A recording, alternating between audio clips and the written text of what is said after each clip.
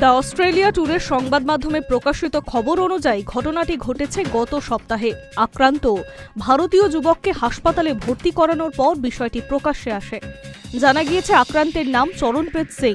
পড়াশোনা সূত্রে বিদেশে রয়েছেন তিনি। গত সপ্তাহে কিন্টর এভিনিউতে একটি জায়গা কিনেছিলেন তিনি। তার সঙ্গে ছিলেন স্ত্রী।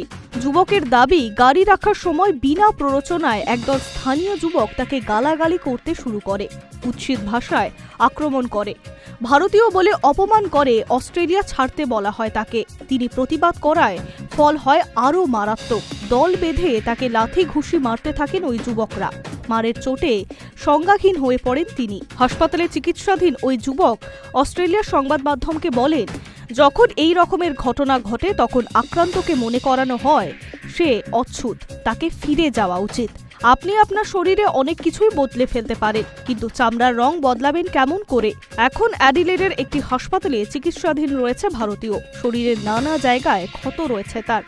লাথি ঘুষি তো ছিলই, ধারালো কিছু দিয়ে চরণপ্রীতকে মারাও হয়। তার মাথায় গুরুতর আঘাত লেগেছে। পুলিশ জানিয়েছে অভিযোগের ভিত্তিতে ব্যবস্থা নেওয়া হচ্ছে। এনফিল্ড থেকে 20 বছরের এক যুবককে গ্রেফতার করা হয়েছে। বাকিদের খোঁজ চলছে। সিসিটিভিতে দেখে কয়েকজনকে চিহ্নিত করা গিয়েছে। অন্যদিকে এই ঘটনাকে কেন্দ্র করে ভারতীয়দের মধ্যে শোরগোল পড়ে গিয়েছে। অ্যাডিলেডে ভারতীয়দের একটি সংগঠন এই ঘটনার কড়া নিন্দা জানায়। প্রশাসনের কাছে তাদের আবেদন, বর্ণবিদ্বেষমূলক কোনো কিছুর বিরুদ্ধে কড়া ব্যবস্থা নেওয়া হোক।